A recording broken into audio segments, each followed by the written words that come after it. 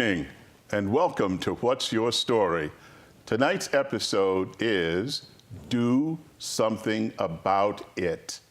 As you might expect, that means when you see something that needs to be changed, improved, created, or stopped, get involved. My guest tonight is Pat Alston. She got involved. Her story is one of sacrifice, courage, and commitment. Welcome to the show, Pat. Thank you, James. Pat, would you please tell our viewing audience something about yourself? Where were you born, grew up, went to school, the type of career that you chose, and who are your heroes? Talk to us about Pat. I was born and raised in Waterbury, went to public school in Waterbury, got an undergraduate degree from Western Connecticut State University in Danbury. My graduate degree is from the University of New Haven in West Haven. My degree is in industrial relations, and my career is nothing like industrial relations.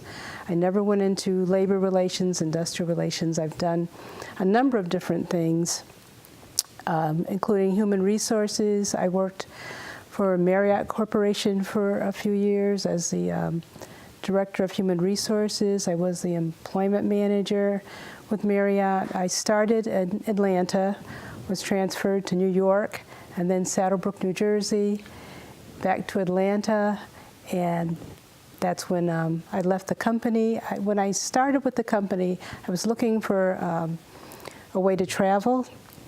I traveled so much, I got tired of it after moving 5 times in 4 years, and I decided to move on with my career. Pat, well, I always ask my guests this. You went to high school in Waterbury. Yes. What was your high school mascot?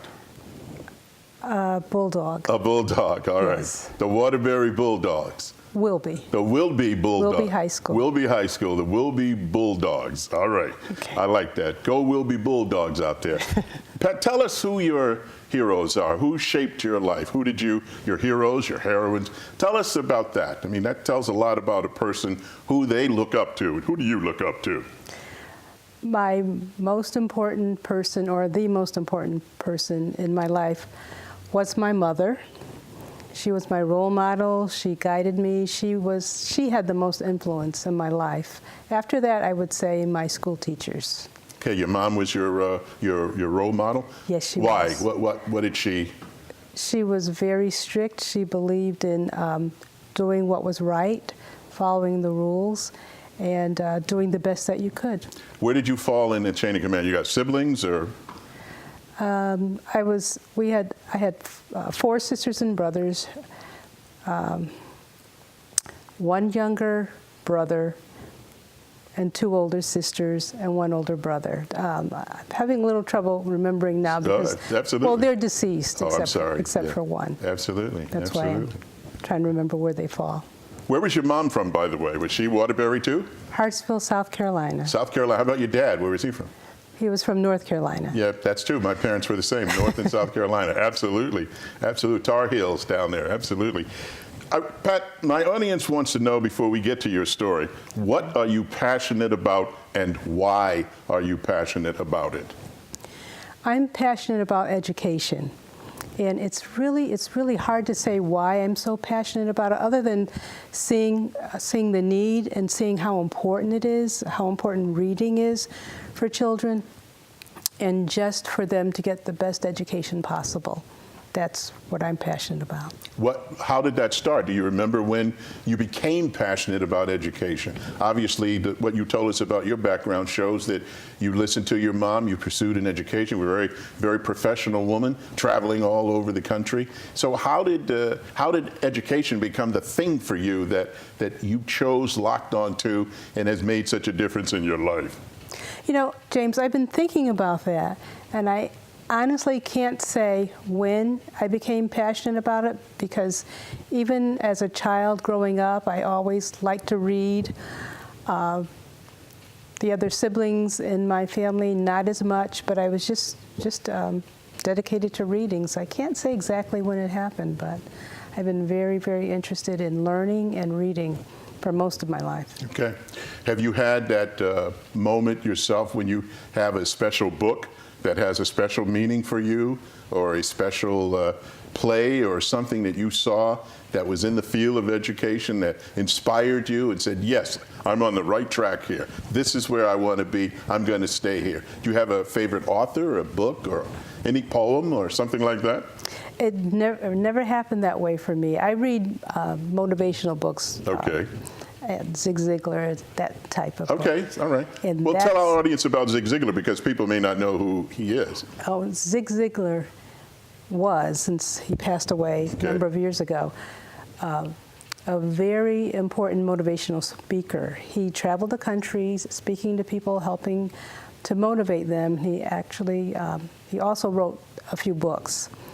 And he's outstanding, he's easy to follow, and just very inspiring and motivational. Okay, all right. And where did you encounter Mr. Ziglar's writing? Were you in high school, college, or? In college. In college is when you first got involved with that? Yes. Okay. And how many of his books have you read? Do you remember? 3 or 4. 3 or 4 of them? Yeah. And you find them, with other people reading them today, find them still as motivational, you think, as you did? Yes, because what he offers is timeless. Okay. It's timeless information. Yes. And what's the core of his message? To get out and do it, and to not sit back and wait for other people to do things, but just to kind of take hold of... Take charge. Take charge of your situation and move forward. I understand that you're involved in an after-school tutorial program. Please tell us how that started, your involvement, and how it's going right now. The Cross Street Training and Academic Center After-School Tutorial Program is located in Cross Street Church, which is my church in Middletown, Connecticut. My pastor asked me to take it over, I think, 3 or 4 years ago. And what it is, it's an after-school tutorial program with homework assistance for children in grades K through 12. We use Wesleyan University students as tutors who assist the children with their homework. It meets Monday through Thursday from 4 to 6. We offer snacks for the children because they're usually very hungry when they get out of school. Yes. And then homework assistance and activities such as martial arts, Zumba, and music. And again, that's Monday through Thursday from 4 to 6. And I'm sorry, the ages of these children are? Kindergarten through 12. Kindergarten through 12. Yes. Wow, and you offer Zumba classes? Yes. Yes. Now, how do you get the funds to provide this? Is it from the church or from community volunteers, or? We have gotten grant money from the city. We also get donations from individuals, and that's what we use. The Wesleyan students are volunteers, or they're paid by the school, one or the other. And we also have, our staff are volunteers. So we use mostly volunteers in the program. So we get to the nut and the hub of your story now. You ran for public office. Yes, I did. Okay. Let's start talking about, first of all, what motivated you to run for public office. If you'll pardon my saying so, and my audience too, I've known you many, many years. You're very quiet, very shy, soft-spoken person. And when I saw that you were running for office, it nearly knocked me off my chair because I didn't see you in that role whatsoever. My loss, but something motivated you to get out there and get in the thick of it. Let's talk about what that was. You're right. I am soft-spoken, laid back, not really one that to stand out in a crowd. Yes. What motivated me to run for the Board of Education was I felt that I needed to help. I needed to do something because many of the students and their parents didn't understand what was going on in the schools with their teachers and the community. I looked at the questions, I looked at the homework, I talked to the parents, and the parents needed help to know how they could better assist their children with their education. I was asked to run for the Board of Education because of my involvement, I believe. Who asked you to run? A friend of mine did. Someone who saw what I was doing and thought that I would be a good addition to the Board of Education, so I ran. What are some of the educational issues that you wanted to have your finger in or your hands in with the Board of Education that prompted you to run? What was it? Was it better communication between the parents and the students? Was it better communication between the schools and the administrators? What was it that you wanted to make a difference? Why did you get involved? What was your end game, if you will? There were a number of reasons why I wanted to get involved. One of the most significant ones was that I wanted to understand the system myself. I wanted to know how the children were being taught, what were they learning in school. Math is very different from when I went to school. I wanted to understand. Please tell me about that. How is math different? I try to assist the children as much as I can. Yes. And one of the areas where the children are so challenged is math. Okay. So when I attempt to assist them with their math homework, I look at it and just the format is totally different from the way that I learned it. I would ask them questions. They couldn't explain it. That's why they were asking me. Is this the new math that The you're new referring? math, I did not understand how it worked. So that's one of the reasons I So wanted it's to get not involved. addition, subtraction, multiplication, and division? It ends up that way. Okay, but it doesn't start out It that doesn't start that way. The method is different. way. Okay, and that was causing confusion. Did you find the teachers were not adequately imparting to the students the understanding of it, or was it just so difficult to grasp? The parents couldn't get it, the students couldn't get it, and how were you going to make a difference with that? What would you do? I'm not sure what I could do because I never did have the opportunity to acquire that understanding. Now, the Wesleyan tutors that work with the students, they understand it. Well, these are kids, if you'll pardon my expression to me. Everybody's younger than me, but so these are Wesleyan college kids who came in, who obviously went through that. Right. When I had a conversation with you for this interview, you told me that they don't teach what's it called when you cursive? Cursive. They don't teach cursive anymore in the school. Did you encounter that too? I did, because one of the things that we require of the Yes. children is that they read Yes. for at least 20 minutes per session. Yes. And then after the end of that period, we ask them to talk about what they read or to write an essay about what they read. And I found that I couldn't read their writing when they wrote the essay, so I had to ask them to read it to me because I just couldn't read their writing. I questioned that, and they don't teach children how to write. So, Or cursive writing. yeah, what do they teach instead of cursive? I'm not sure. Okay. Okay. Wow, I didn't know that cursive is not a part of the, maybe that's just indigenous to Waterbury, or is that system-wide? From what I hear, it's system-wide. Do you have a reason why cursive was dropped? Do you understand?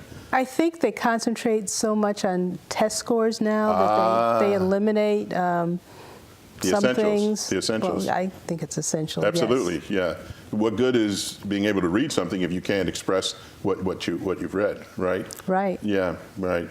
So you touched on a critical point there, Pat, that education, with all due respect to the great teachers out there, great administrators, great schools, great students, but you've heard the complaint, excuse me, and parents have often talked about it, about testing, that more time is spent on testing than actually teaching. Would you say that's a fair statement?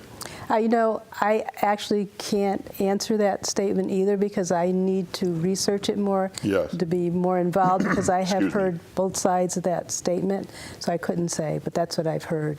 And what are parents concerned? When parents come to you and your tutorial program, how do you get parents up to snuff to be able to help their children? Parents really want to help their children with their homework. They really want to help their children get better grades. They want to help their children to pass. So the myth that parents are not involved is just that, a myth. Yes. Okay, go on. Though I'm sure there are cases when parents aren't involved, but the students and the parents that I meet are very, very concerned about the education of the children. They want to be involved, they want to understand, they want to be able to help their child at home as well as through the day school process. Yeah. Now, with the kids that you tutor, are there any language barriers like Hispanic children who have to translate what they read into English to write it? Do you have any Hispanic kids in your program? We do have Hispanic children in the program, but no, there hasn't been that issue of a language barrier with the children in my program. What have you done with the parents? I understand you may have actually been involved with parents and going to school to talk to accompany parents as they talk to the teachers. Is that correct? I did have one instance where the parent asked me to accompany her to the school because there was a gap, a communications gap. Was it what, Spanish and English? No, it was English. They were all English speaking, but somehow there was not. They were not able to communicate clearly to each other between the teacher, the child, and the parent. So she asked me to accompany her to the session, to the meeting, which I did. And I listened to the teacher. I listened to the child who was having a little difficulty. This again was math. Yes, of course. And we came to an agreement that she actually would send me the assignments, so that I would know when he came to the program what he should be doing, and that was very helpful. Really? Really? Yes. Anybody else get involved like that?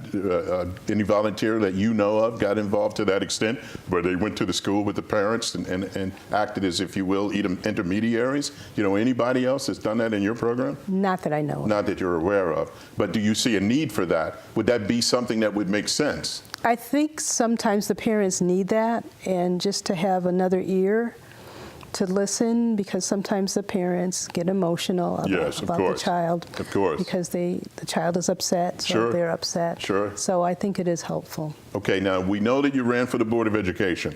Let's tell the viewing audience how many members are on the Board of Education. There are 9 members. There are 9 members. Are they by political affiliation, Republican, Democrat, Independent, or are they non-party affiliated slots? How does it work? It works where it's all Republican and Democratic, and it's split. Okay. And there are 9, so whoever has 5 has a majority. Correct. Okay, and those 5 people more often than not get to set education policy. Is that fair to say? That's fair to say. Okay, now, when you look at that kind of a setup, do you have any questions about how that works to the advantage or disadvantage of the kids, having it set up that way? I mean, one group could be in charge. And how long is the term of office for that, by the way? The term of office is 4 years. 4 years for the Board of Education? For the Board of Ed. Wow. Wow. I didn't realize that. I thought it was like 2 years. No, it's 4 years. Okay, now, the Board of Ed sets policy. Are these educators themselves setting this policy? Most of the backgrounds of the people, educators? I mean, you have an extensive education background yourself, being involved with children. Is that true of the board? That's not necessarily true of the board. They're not educators. They are community leaders. We have a few attorneys and business people. I see.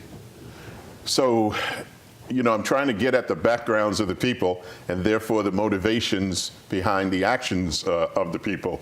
So 5-4, a majority gets to vote, and whatever that majority rules on moves forward as policy for the schools in Waterbury. Is that fair? That's fair to say. Okay, all right. It's Middletown, I'm sorry. I'm sorry, I said Waterbury. Middletown, yeah. So when you have a 5-4, whatever it is, and it's not good for the kids, and the parents disagree, what happens in that case? Do you know? I can't say that's happened. When you say not good for the kids, it's hard to say. Let's say there's a piece of legislation, education, that the Board of Ed's going to vote on, correct? And say they want to close the school. And the parents say, no, we don't want that school closed. But 5-4 votes, and they're going to close the school. What are the recourses that the parents have at that point? Something as significant as a school closing, the parents would have input. Okay. And we did have a situation like that about, 2 years ago. Okay. Where they discussed closing a school. There was so much, I'll say, pushback against that it did not happen. Okay.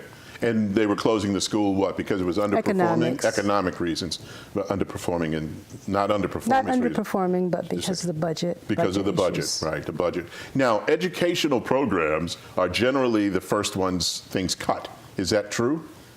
No, music, that's certainly an educational program, recreational programs. Have you found that to be true in Middletown schools as well? They talked about laying off teachers.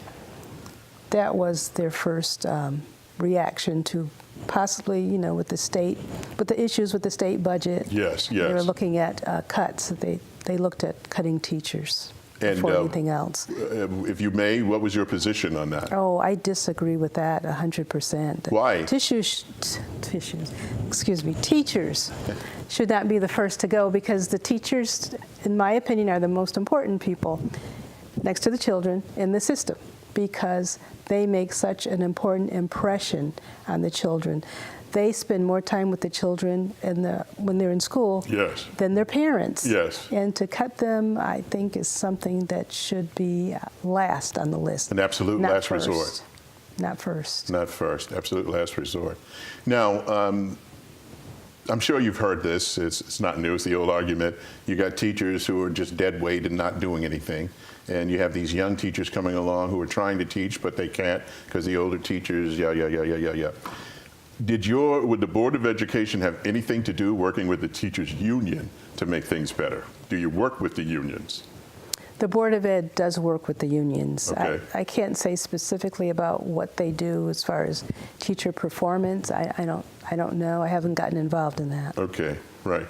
Well, that would certainly be a critical component to the education quality a child receives. Would you not agree? Oh, absolutely. It would certainly Absolutely. be critical. Would you be in favor of testing for teachers, periodic testing to see where they are in terms of teaching the students?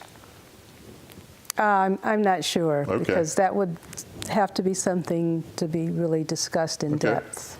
That's fair enough. Now, you are a lot of things. A politician, you are not. Is that true? That's true. Tell us why you're not a politician. I'm not a politician. I ran for office because that was the only way that I might be able to become a member of the Board of Education, to have more influence on how children are taught and learn in Middletown. Why do you eschew the title of politician? Why? My impression or definition Yes. of a politician Yes. is more like someone, I don't want to seem negative against politicians. No, but, you're not seeming negative on this show. You're just stating your opinion. But I'm just not one who wants to go around and just talk. My general impression is that politicians are not active, Okay. that they are more words than actions. Okay, all right. That's not Your thing. That's not my thing. I'm more work and not talk. Okay, all right. More get the job done and not worry about talking about it. All right, let's talk about the delicious and wonderful campaign experience, being outside campaigning. Now, what's the time frame of the campaign? Was it the warm months, the cooler months, or I think it just ended, last November, right? Right. Okay, so when did you actually get to the street and start pounding the pavement and knocking doors? The end of August was when we actually started making the phone calls, door knocking, attending forums, attending meetings, talking to parents, talking to members of the community in late August. Okay, did you knock doors? I knocked doors. And what was that like? Come on, tell us the campaign experience. Generally speaking, it was okay. Okay. No one was rude at the door, though in many cases I think they see someone knocking on the door, they just don't answer. Yes, yes. And that's okay. So the door knocking was okay. Okay. And what about the meetings and seminars you had to attend while you were campaigning? How did that take time? Obviously, out of your daily schedule, you had to attend these meetings, right? I did. The forums were also good. The citizens, the members of the forums, asked questions about, our opinions. When I say our, I mean the other candidates. Yes. About what we thought about things and what our positions were. So the forums were okay because they got to know us. I think that was important. It was the telephone calls that weren't that good as far as I'm concerned, because more people, and I guess it's because they can't see you, they're rude. Yes. They hang up on you. They just don't want to give an answer, and the telephone calls are a little more Challenging, stressful. yeah. A little, Yes. a little less to your liking than actually Yes. knocking on the doors and walking. Yes. I see. Did you run as a Democrat or a Republican? Democrat. You ran as a Democrat. Now, what was your platform? What was your team's platform? Well, my platform was to improve communications Okay. between parents, teachers, and the community. Yes. That was what I saw as a greater need. Improve communication. Yes. Okay, very good. Yes, we do have other groups within the community Okay. who work on other issues, but the communications seem to most me to important. be the most Okay. important. You did not win. Before we wrap it up, and we have to, please tell our audience why they should get involved. I think it's really important that other people get involved because the parents need help, Okay. the children need help. The more people who have a voice, the more likely their issues will be addressed. So I think it's really important to take a stand and let your voice be heard. Okay, good. That's all the time we have for tonight's show. My thanks to my guest, Pat Alston, for sharing her story.